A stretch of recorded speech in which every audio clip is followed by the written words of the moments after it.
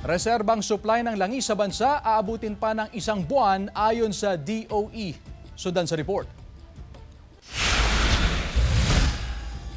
Sa pinakahuling inventaryo ng Department of Energy, aabutin pa ng halos 1 buwan ang reserbang supply ng langis sa buong bansa. 15 araw pang reserbang supply sa LPG, 28 araw sa gasolina, 26 na araw sa diesel, habang 102 days naman sa supply ng kerosene. Sa kabila ng sapat na reserba sa produktong petrolyo, ipinaliwanag ng DOE na nagtataas ng presyo ng produktong petrolyo dahil kinakailangan sumabay sa international oil market pricing.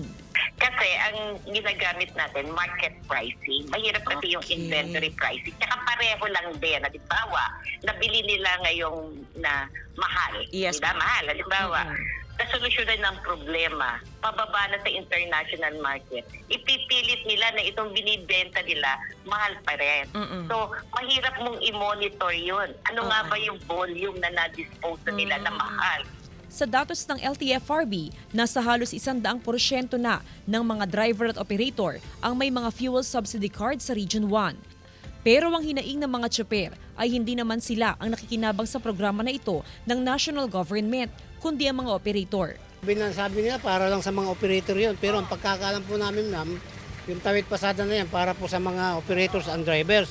Pero ang nangyayari po kasi, ma'am, sa mga ibang mga operator, hindi po nila binabahagigan yung mga driver. Sakaling magkaroon ng dialogo ang transport group sa LTFRB, isa raw ito sa kanilang nais na mabigyang linaw. Samantala, mananatiling nakamonitor at nakaabang ang One Pangasinan Transport Federation sa oil price adjustment sa mga susunod pang linggo, ang kada litro ng diesel. Kasama si Henry Duminsil, Jasmine Gabriel Galban, One North Central Luzon.